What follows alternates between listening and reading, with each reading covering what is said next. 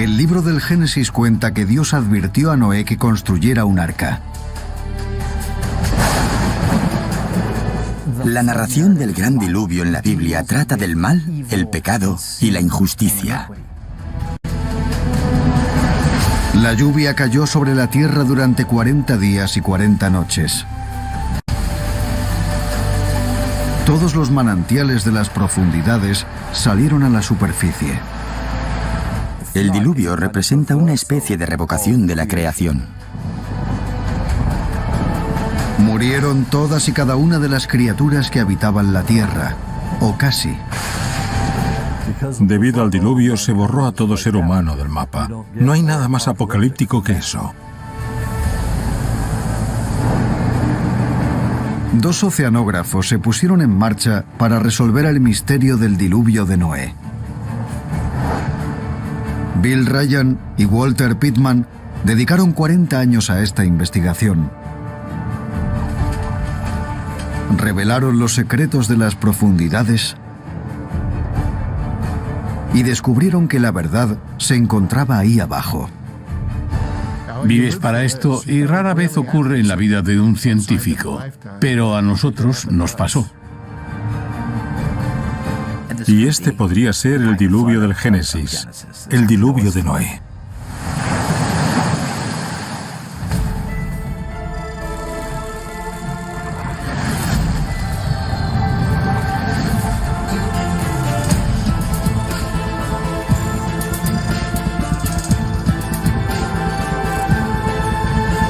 Misterios de la Biblia. El diluvio universal. Verano de 1970. El buque de investigación de 122 metros, Glomar Challenger, estaba fondeado en el mar Mediterráneo. Su misión: estudiar el lecho marino a 1 kilómetro o más bajo la superficie. Entre los científicos que se encontraban a bordo estaba el oceanógrafo de 30 años, Bill Ryan. El trabajo de un oceanógrafo que recorre el mar está plagado de aventuras y emociones, y cuesta creer que te paguen por ello. El centro del Mediterráneo es un lugar desafiante para recoger pruebas. Los trabajadores debían bajar el tubo de perforación a través de cientos de metros de agua y después perforar a gran profundidad dentro del lecho oceánico. Las muestras en forma de tubo que extraían era lo que los científicos habían venido a estudiar. Lo que extraes es básicamente un cilindro de barro de 9 metros de largo, y eso se examina en el laboratorio del barco. Lo que Ryan descubrió en este lugar le impulsaría a realizar la búsqueda de toda una vida: resolver el misterio del diluvio de Noé.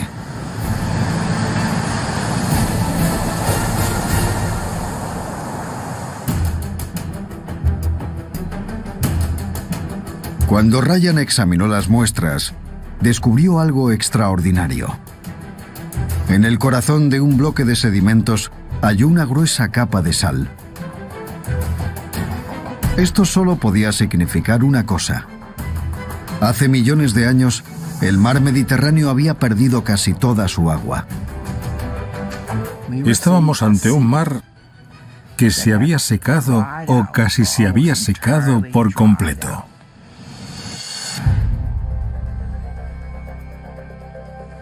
Se trataba de un resultado asombroso. Hace 5 millones de años, el mar Mediterráneo era una cuenca desértica y árida.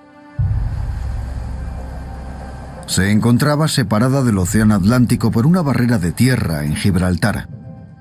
Este descubrimiento es lo que denominamos serendipia. No podías imaginar algo así.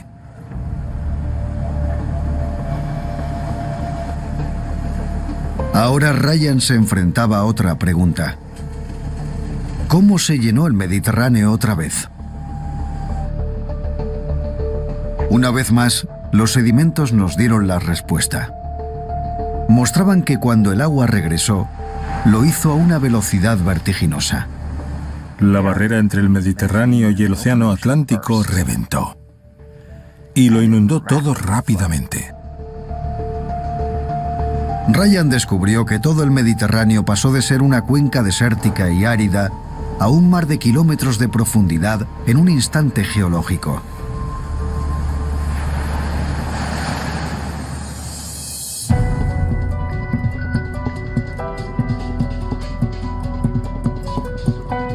A las afueras de Nueva York, en el observatorio terrestre Lamont Doherty, habló del hallazgo con sus colegas John Dewey y Walter Pitman.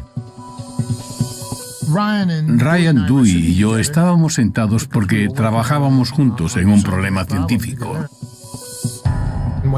Cuando Ryan habló de su descubrimiento, Dewey, al escuchar aquello, dijo riéndose y bromeando: bueno, tal vez esa sea la explicación del diluvio de Noé.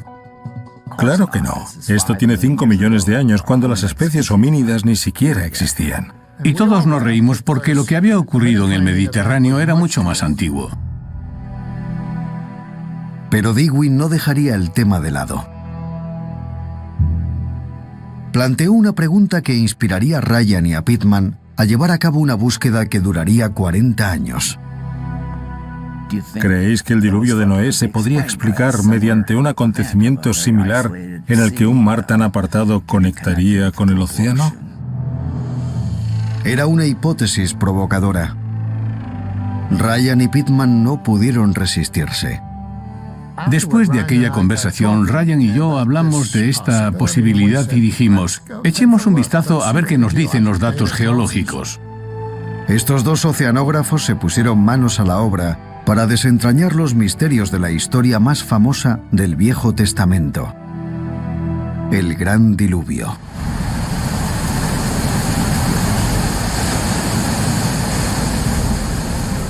La historia empieza con Noé, a quien Dios le habló y le dijo que debido a la inmoralidad de la humanidad, a los malos actos que han perpetrado, tiene la intención de destruir el mundo y empezar de cero con él. Noé construyó un arca y, como ya es sabido por todos, metió en él 2 ejemplares de cada especie animal que habitaba la tierra. Después comenzó el diluvio.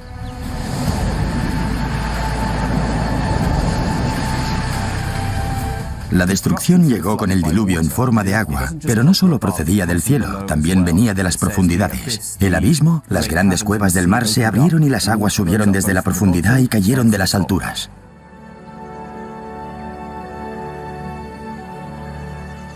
Cuando la tormenta amainó, el arca reposó sobre la cima de un monte.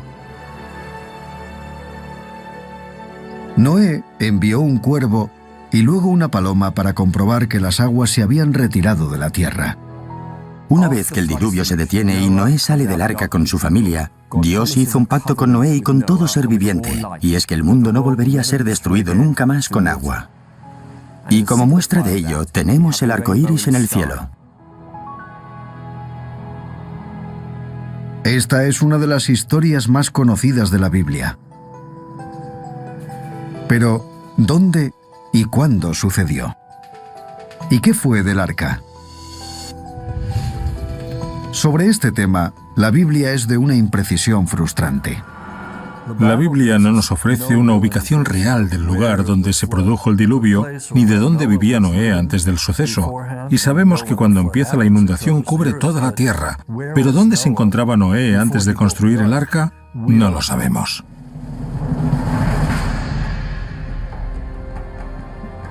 El Génesis contaba que el arca terminó en las montañas de Ararat.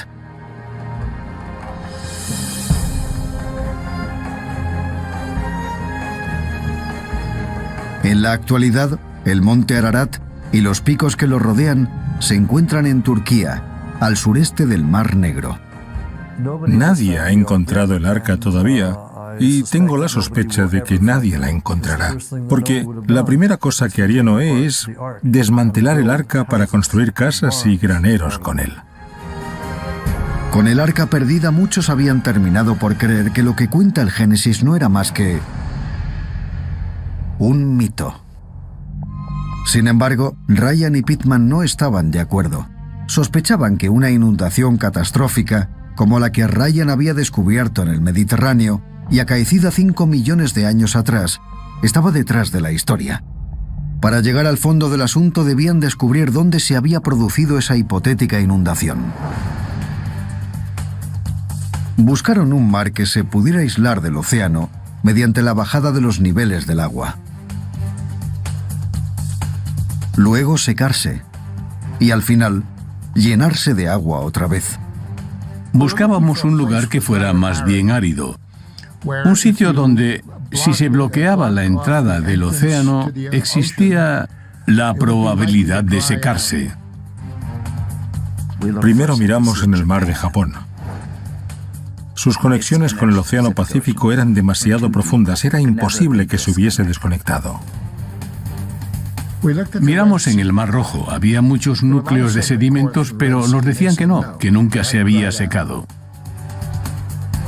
Miramos en el Golfo Pérsico. En el Golfo, la geometría de su fondo no era adecuada. Tras una amplia investigación, identificaron una masa de agua que encajaba con su búsqueda. El Mar Negro.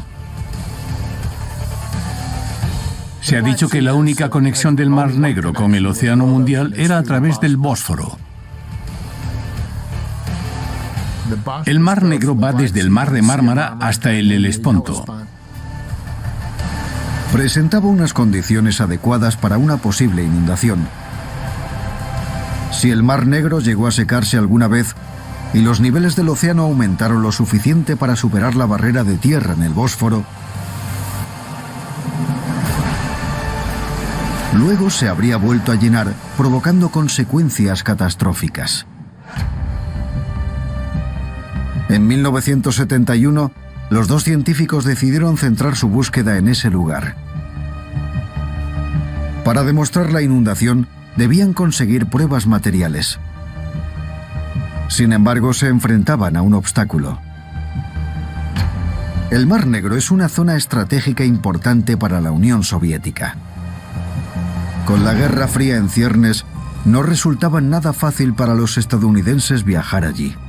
No sería hasta 20 años después, tras caer el telón de acero, cuando Ryan y Pittman tuvieron la oportunidad de seguir con sus investigaciones.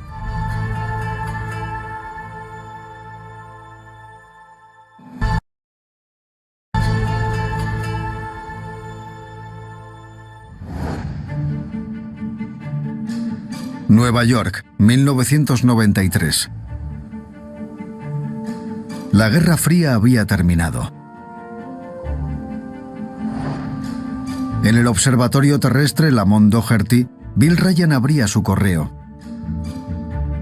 Se fijó en un sobre poco corriente. Aquella carta llegó con sellos que yo no había visto nunca. Era de Bulgaria. Y la introducción me resultó intrigante. El remitente de la carta era un oceanógrafo búlgaro, el doctor Petko Dimitrov. Había oído hablar del interés de Ryan en el diluvio de Noé. Tenía la sospecha de que una inundación catastrófica podía haber llegado hasta el Mar Negro. Se trataba de un toque de atención para Ryan.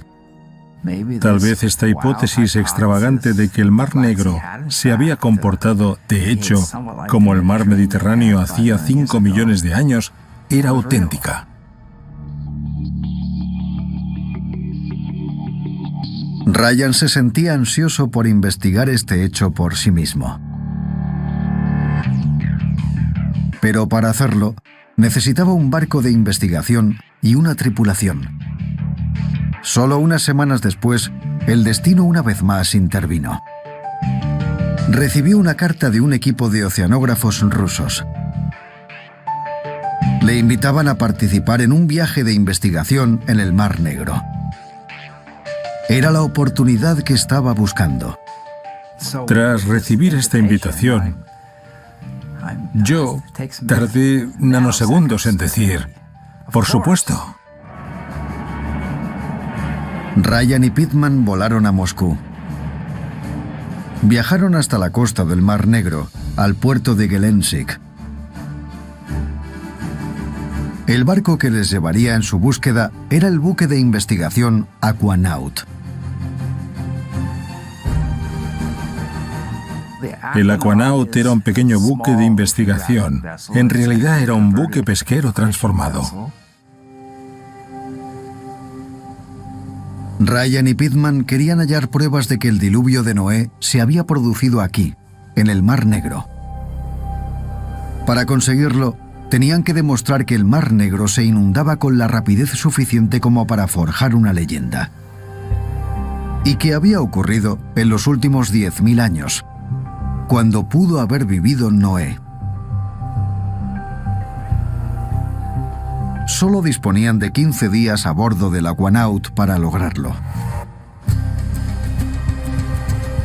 Así que partimos tal y como estaba programado y pusimos rumbo hacia lo que llamamos el borde de la placa continental.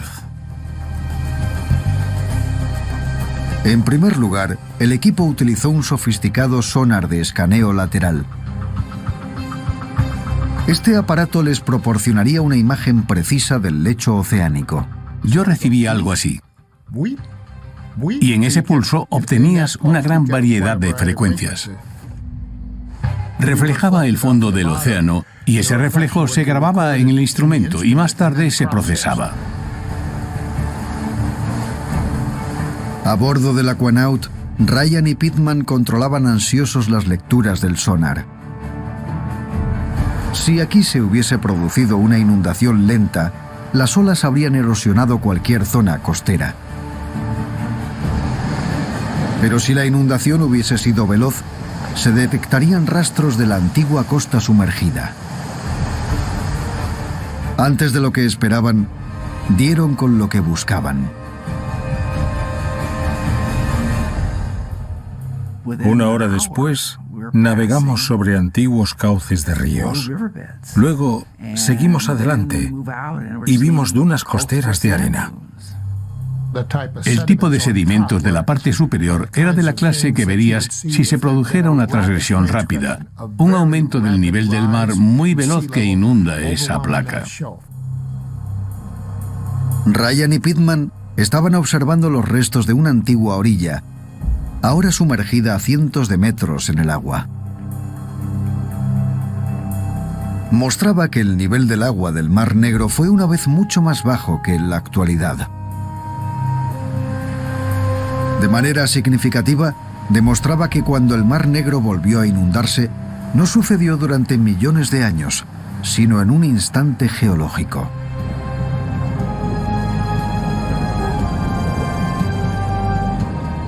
Si el nivel del mar hubiese subido lentamente, las olas habrían barrido las dunas costeras. Aquello nos hizo confiar en que se había producido una inundación. Era lo que los dos científicos esperaban encontrar. ¡Yuhu! ¡Hurra, hurra, hurra! ¡Y lo hemos conseguido! ¡Lo hemos conseguido! Ryan y Pittman habían hallado pruebas de que el Mar Negro se había inundado lo suficientemente rápido como para tratarse de la inundación de Noé. Pero aún no sabían cuándo. Para averiguarlo, tendrían que examinar pruebas sólidas procedentes de debajo del lecho oceánico. Para extraerlas, el Aquanaut utilizó un equipo de perforación. Las muestras de sedimentos que extrajeran deberían contener conchas. Conchas que se someterían a la datación por radiocarbono y que desvelarían la respuesta. ¿Se produjo el diluvio antes de que los humanos evolucionaran o después, cuando nuestros antepasados bíblicos pudieron ser testigos de ello? Aquí tenemos núcleos extraídos del suelo del Mar Negro. Esto es como una máquina del tiempo. Para los ojos adiestrados, estos núcleos representan una biblioteca de antiguas civilizaciones, pero nuestras civilizaciones son las criaturas que habitaron los océanos y los mares. Este es el periodo del diluvio, justo aquí. Y en este punto donde el color cambia, el lago de agua dulce se convierte en un mar de agua salada. Ryan extrajo conchas de la capa donde el lago de agua dulce se había convertido en el Mar Negro. Llevarían estas valiosas muestras de vuelta a Estados Unidos para realizar la datación por radiocarbono. Si las conchas tuvieran menos de 10.000 años de edad, situaría la inundación del Mar Negro en el mismo espacio temporal que el diluvio de Noé. Antes de regresar a Nueva York, los científicos viajaron a Moscú. Pero allí se toparon con un problema. Descubrieron que su expedición había despertado el interés del servicio secreto ruso. Poco después de llegar a su hotel, la puerta de la habitación de Pittman se abrió. Y un hombre entró. Hablaba un inglés perfecto y dijo, disculpe, ¿no está en la habitación equivocada? Le miramos y le dijimos, no, esta es la nuestra. Y nos dijo, lo siento, se habrán equivocado en recepción. Se marchó y recuerdo que le dije a Bill, es de la KGB. Pittman sospechaba que el hombre se estaba preparando para registrar la habitación. Bajé a cenar y cuando volví un par de horas más tarde, toqué en la puerta muy fuerte y ya sabes, al final entré en la habitación y ellos habían estado allí. Pittman descubrió que habían movido objetos durante su ausencia. ¿Pero por qué? Durante las últimas décadas, la Unión Soviética había sido un estado oficialmente ateo. Si Ryan y Pittman eran capaces de demostrar que el diluvio universal era auténtico, supondría un mazazo a décadas de descreimiento. Ryan empezó a preocuparse por la posibilidad de que le confiscaran la valiosa prueba que había recogido en el Mar Negro. Dejó las muestras más importantes con sus colegas rusos. Con suerte, podrían enviarlas a Nueva York más adelante, cuando hubiera pasado un tiempo. Decidí no llevarme al aeropuerto nada de lo que no tuviera duplicado. Con los nervios a flor de piel, volaron de regreso a la seguridad de Nueva York.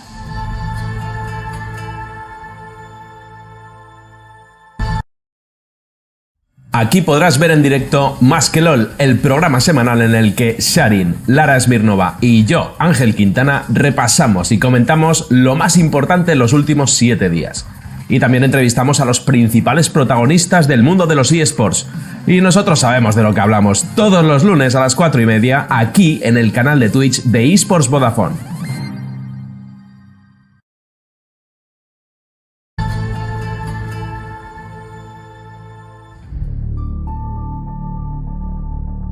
Ryan tenía la sospecha de que a los rusos les preocupaban sus investigaciones en el Mar Negro. Tenía miedo de que confiscaran sus muestras de sedimentos más importantes. Si eso sucedía, la expedición en el Aquanaut habría sido en vano.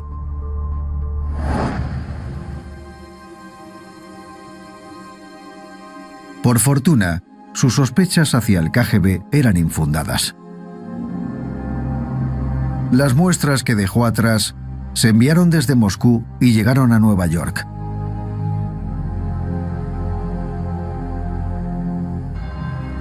Ryan envió las conchas al Instituto Oceanográfico de Woods Hole para someterlas a la datación por carbono 14. Estas conchas señalarían el momento en el que se había producido la inundación del Mar Negro. Semanas después, Ryan recibió los resultados decisivos. Recibí una llamada de Glenn Jones y me dijo, Bill, ya tengo los resultados. ¿Me has tomado el pelo? Le pregunté, ¿cómo que si te he tomado el pelo? Me dijo, ¿me has enviado las muestras de las conchas son de la misma muestra? Le dije, no.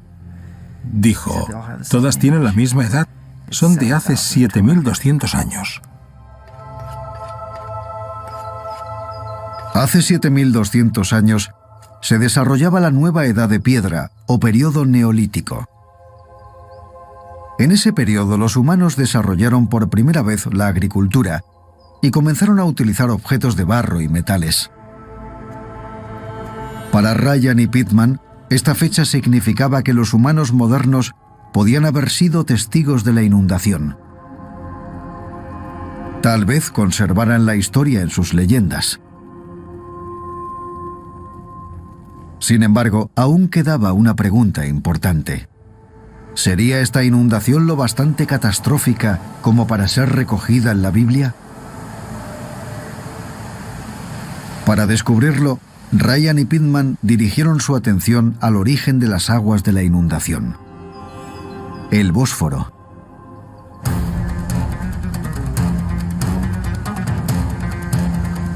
El Bósforo discurre a través de la antigua ciudad de Estambul.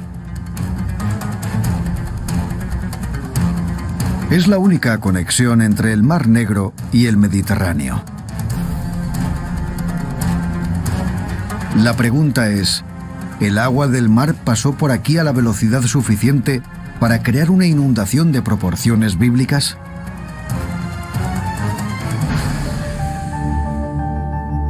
Durante la última edad de hielo, los niveles del mar se encontraban 120 metros por debajo del nivel actual.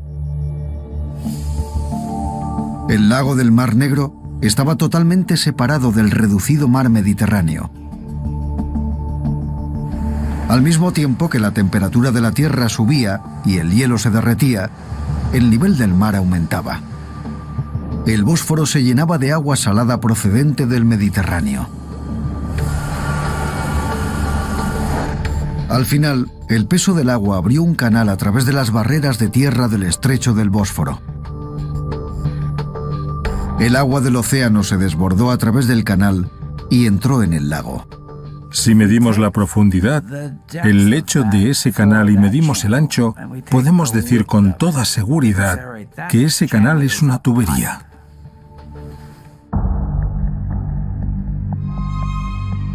Pittman calculó la velocidad a la que atravesaría el agua este canal.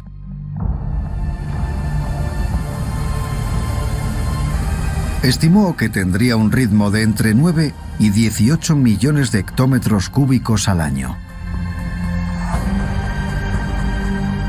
Era una cifra asombrosa. Los ríos solo llevan entre 100.000 y 200.000 hectómetros cúbicos al año. El río Hudson lleva unos 100.000 hectómetros cúbicos al año. El Nilo, 100.000 hectómetros cúbicos al año.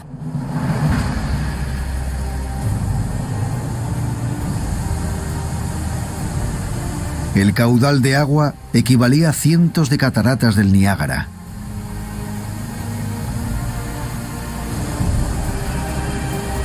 El impacto de una crecida tan colosal sería catastrófico.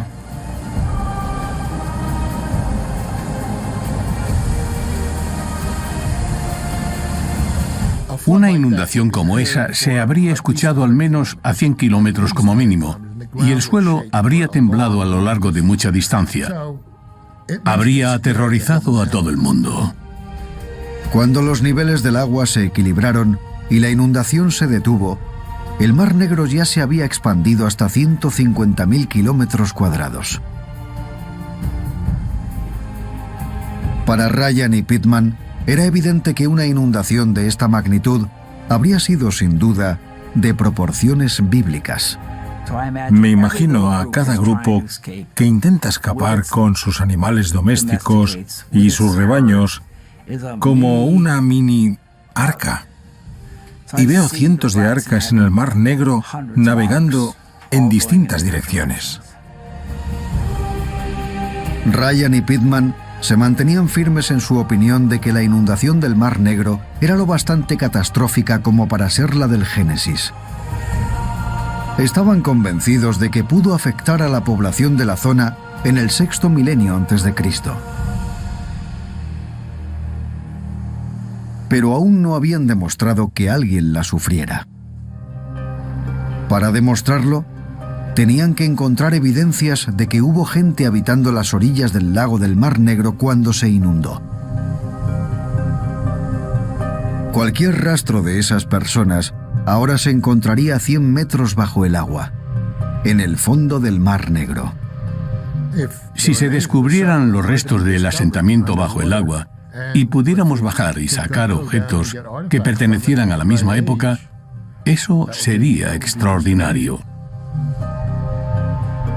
Ryan y Pittman se sentían impotentes, sin fondos ni equipamiento. No obstante, su trabajo llamó la atención de un famoso explorador oceánico, Bob Ballard. Fue quien en 1985 localizó los restos del Titanic. A finales de siglo, organizó una expedición al Mar Negro. El Dr. Dwight Coleman formaba parte del equipo. Una de las primeras ideas del Dr. Ballard era explorar las antiguas orillas del Mar Negro para ver si encontrábamos signos de ocupación humana. Queríamos ver si encontrábamos pruebas de las primeras civilizaciones que se habían ahogado con la catastrófica inundación. El equipo fletó un buque de investigación, el Northern Horizon. Mediante la utilización de un sonar, identificaron lugares que podían contener objetos fabricados por el hombre. Luego utilizaron los ROV, o vehículos sumergibles controlados a distancia, para observarlos más de cerca. Estos aparatos se podían dirigir sobre el lecho oceánico y enviaban imágenes a la superficie. Su objetivo más prometedor era el yacimiento 82. Llevamos los ROV hasta este yacimiento y, por supuesto, la luz del sol no llegaba hasta esa profundidad. Por ese motivo, los ROV debían llevar luces y eso nos permitía ver a una distancia de unos 10 o 20 metros hacia adelante. En la superficie, los científicos se reunieron en la sala de operaciones para observar las imágenes enviadas desde la oscuridad del fondo del mar. Era muy emocionante porque nos sentíamos como cuando abres los regalos en Navidad, por ejemplo, mirando a ver qué encuentras. Lo que la cámara reveló dejó atónitos a los científicos de a bordo.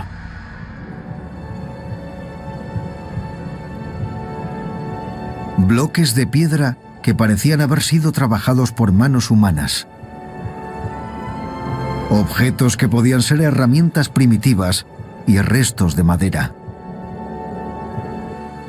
El equipo creía que quizá habían encontrado pruebas de un antiguo asentamiento. Lo llamamos la casa de Noé, en plan broma. Pero sentíamos mucha emoción e intriga, porque a primera vista no sabíamos qué estábamos mirando. Si el yacimiento 82 era realmente una construcción, entonces demostraría que había gente viviendo en las riberas del lago antes de que se inundara.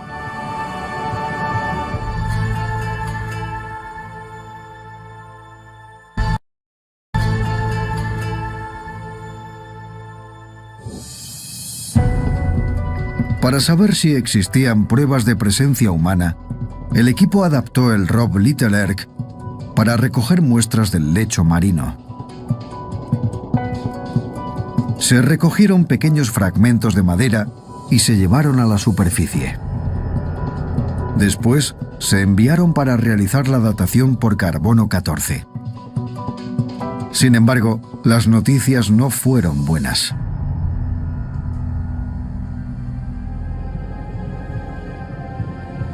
Los resultados de la datación por carbono mostraban que las muestras tenían poco más de 100 años. Los objetos eran solo fragmentos de viejos aparejos de pesca que cayeron flotando sobre el yacimiento. Si existía alguna prueba de que alguien vivió aquí, permanecía oculta bajo las oscuras aguas del Mar Negro.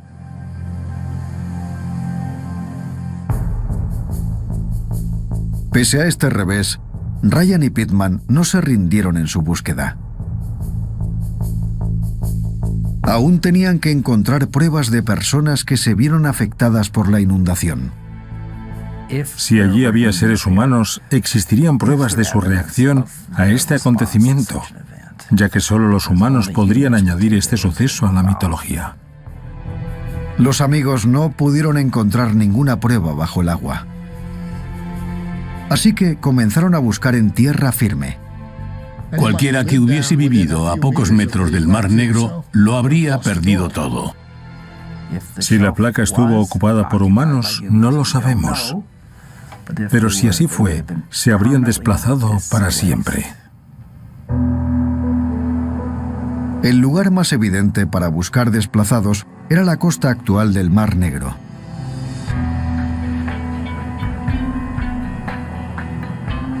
Así que Ryan y Pittman pasaron a hacer estudios arqueológicos. Buscaron restos de asentamientos humanos que surgieran alrededor del año 5000 a.C.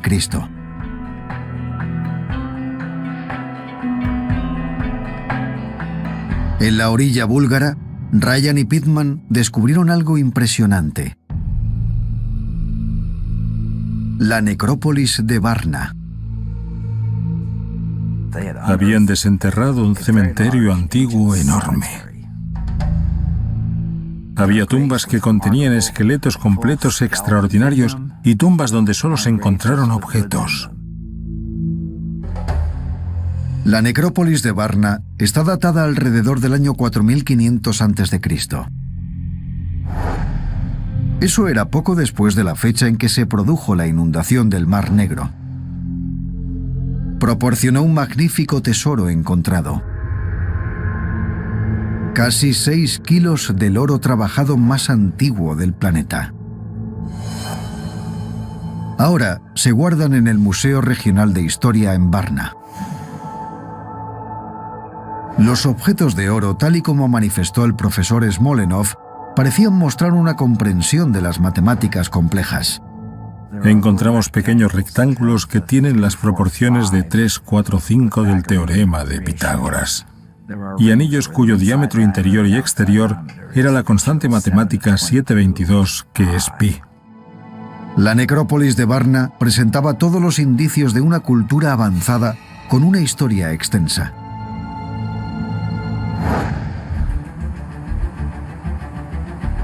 Sin embargo, a Ryan y a Pittman les resultaba imposible hallar prueba alguna de esa historia en o cerca de Varna.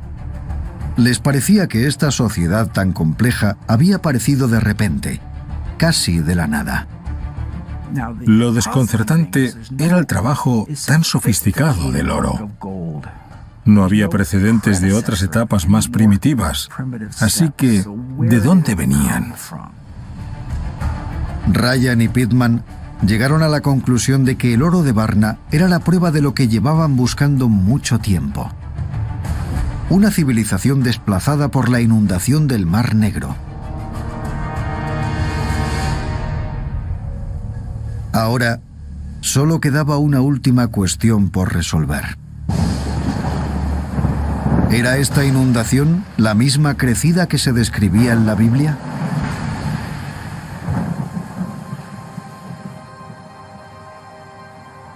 De vuelta en Nueva York, en el observatorio terrestre Lamont Doherty, Ryan y Pittman buscaron pistas en el Génesis.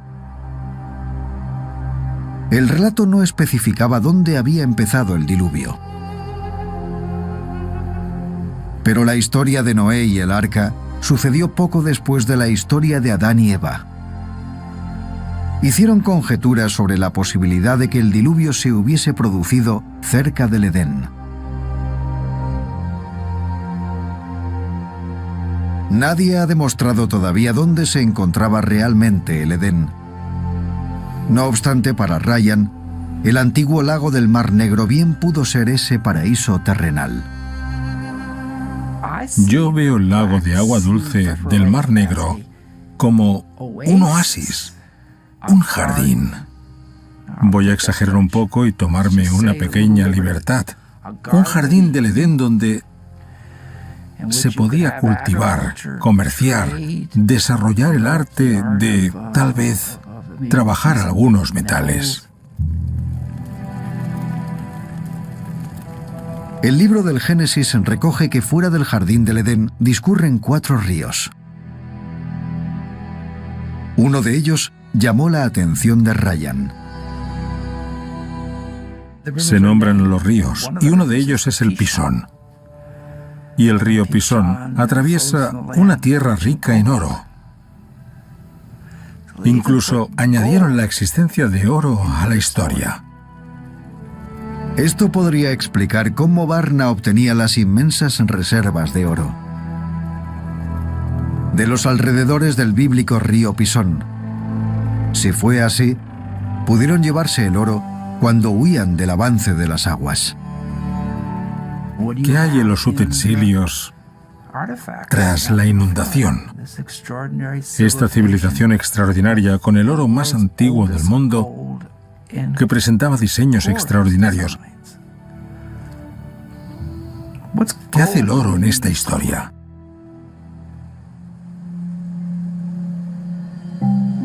El oro de Varna podría ser la evidencia de la existencia de un grupo de personas desplazadas por la inundación del Mar Negro.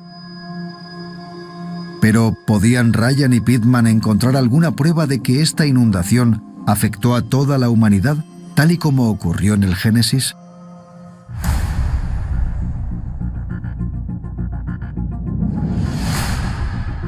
Desde la creación de las especies, los seres humanos sobrevivimos mediante la recolección y la caza. Más tarde, comenzamos a dominar las plantas y a domesticar a los animales para cultivarlos y criarlos con el fin de obtener alimento. Esta profunda transformación se produjo en Europa alrededor del año 5000 a.C. Esa era la época que los arqueólogos reconocieron como el periodo de la rápida colonización de Europa por parte de los granjeros que procedían del este. De manera significativa, la difusión de la agricultura coincidía con la fecha de la inundación del Mar Negro. ¿Se trataba de una coincidencia? Ryan y Pitman no lo creían así. Descubrieron que las semillas y el ganado de estos primeros granjeros parecían proceder de la región del Mar Negro. Lo que descubrimos es que los animales que se traían a Europa tenían genes que los situaban en Turquía y Siria. Todos los cereales presentaban rasgos ancestrales silvestres, cuyo ADN los situaba en Anatolia. Así que todo lo que llegaba a Europa procedía de la región que rodeaba el Mar Negro. Aquello era una revelación inesperada. A Ryan y a Pitman les recordó una vez más la historia del diluvio en el Génesis. Dios le dijo a Noé que metiera 2 ejemplares de cada especie animal en el arca.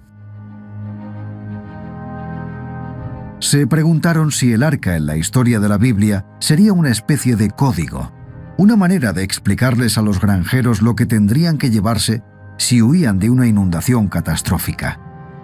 Nos habíamos pasado generación tras generación desarrollando estas semillas y estos animales. Eran de un valor incalculable. Entonces el arca era la motivación para desplazarse y llevarse todo lo necesario para cultivar.